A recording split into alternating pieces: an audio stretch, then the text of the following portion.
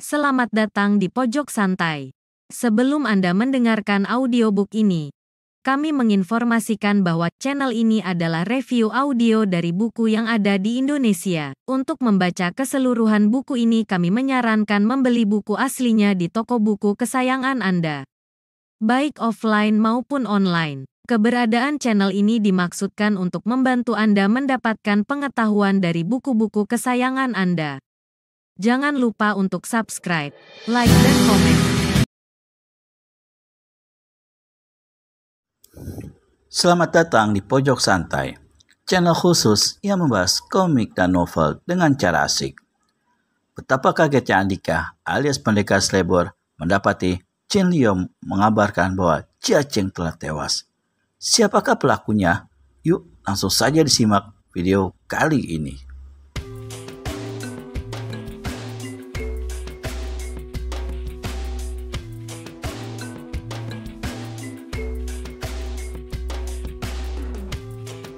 Yakin kalau orang itu belum menjadi mayat, wanita ini segera membopongnya.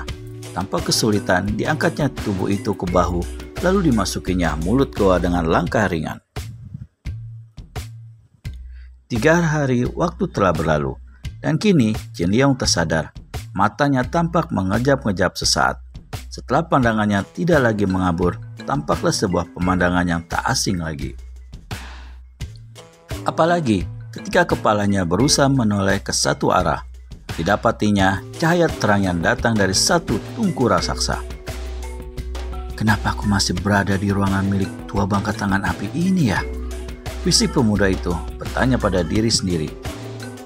Kau ketemukan sedang pingsan di bibir goa, saut seseorang di dekat kepalanya. Sambil memegangi kepala yang masih berat, pemuda itu mendongak ke arah suara tadi. Sekarang didapatinya gadis yang menolongnya di bibir goa sejuta lintah tempo hari. Siapa kau? Tanya pemuda itu. Bergegas dia berusaha bangkit, namun niatnya tertahan ketika di bagian perutnya terasa nyeri. Dengan seketika, tangannya pun berpindah ke bagian perut.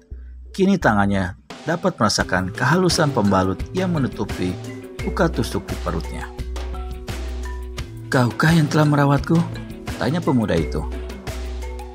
Kenapa kau bisa sampai di tempat ini? Gadis yang diajak bicara mendekatinya. Tangannya tampak membawa mangkuk keramik kecil. Setelah berada di sisi kirinya, tangan kanannya membalutkan sesuatu dari mangkuk ke wajah Chin Liong. Tak apa-apa, ini hanya ramuan untuk mengobati memar-memar di wajahmu, kata wanita itu lembut ketika tangan pemuda ini berusaha menahan. Pemuda bermata sipit itu akhirnya membiarkan saja wajahnya dijamah tangan berlumur ramuan gadis manis. Kau belum menjawab pertanyaanku, Nisanak. Tegur pemuda itu beberapa saat kemudian. Pertanyaan yang mana? Kau begitu banyak mengajukan padaku. Balas si gadis saya tersenyum ramah. Pemuda itu menyeringai, menyadari kebodohannya. Siapa namamu? Ulang pemuda itu lagi. Apa itu perlu?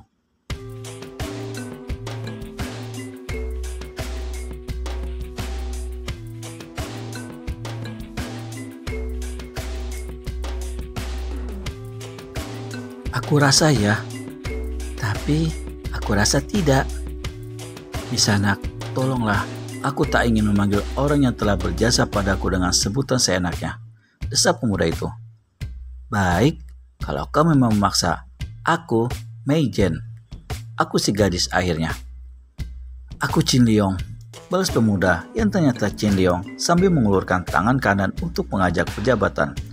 Benarkah dia Chin Liong? Lalu siapa yang meninggalkan goa sejuta lintah bersama Pendekar Slebor? Pemuda yang tengah dirawat oleh wanita yang mengaku bernama Mei Jen memang Chin Liong. Dan memang sesungguhnya semua terjadi berada di luar pikiran Pendekar Slebor. Amat keliru jika orang yang jarang bersamanya dianggap Chin Liong, orang yang selama ini dikenalnya. Laki Tiongkok yang diduga Chin Liong sebenarnya justru Chin Chung.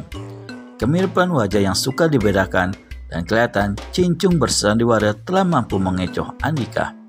Berarti telah 3 kali Chin Chung memperdayainya begitu rupa.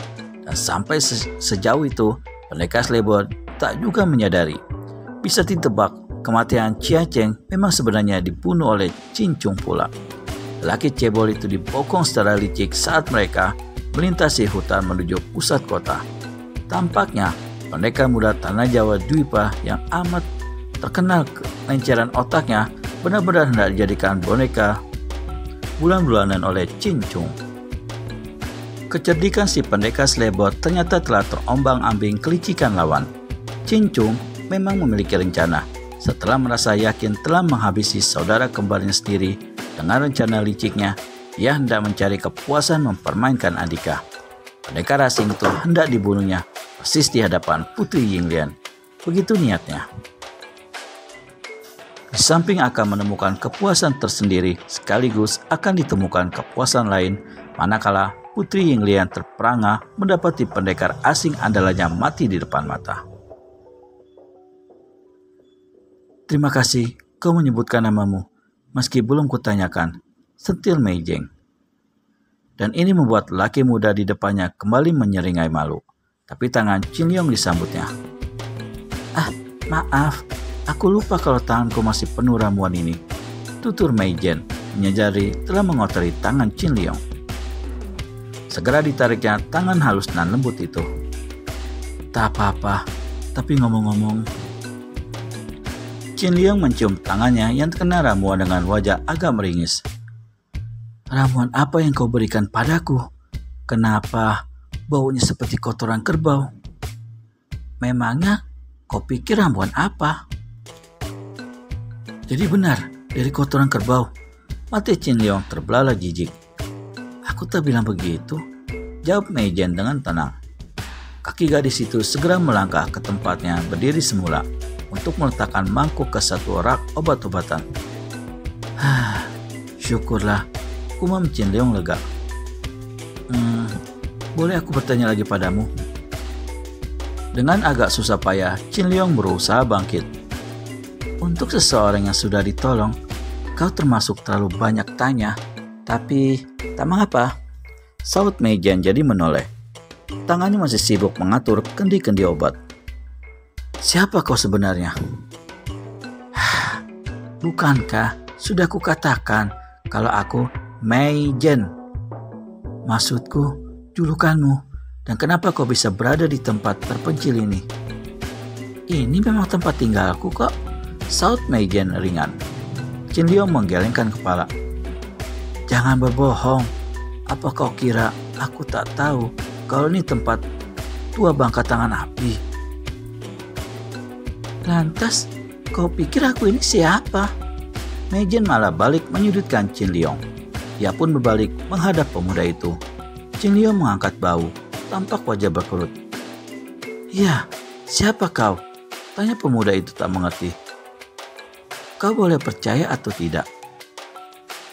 Akulah si tua bangka tangan api yang disebut-sebut orang itu. Kerut di wajah Chin Liong tampak makin dalam. Kau bisa main-main juga rupanya. Leceh Chin Liong tak percaya. Yang ku tahu, tua bangka tangan api adalah lelaki tua yang telah kutemukan hampir mati di sini. Dia pembantuku. Kasihan sekali, padahal dia begitu setia padaku. Aku masih belum mengerti. Memang, aku tak menyalahkan orang-orang yang telah menyebutku seperti itu.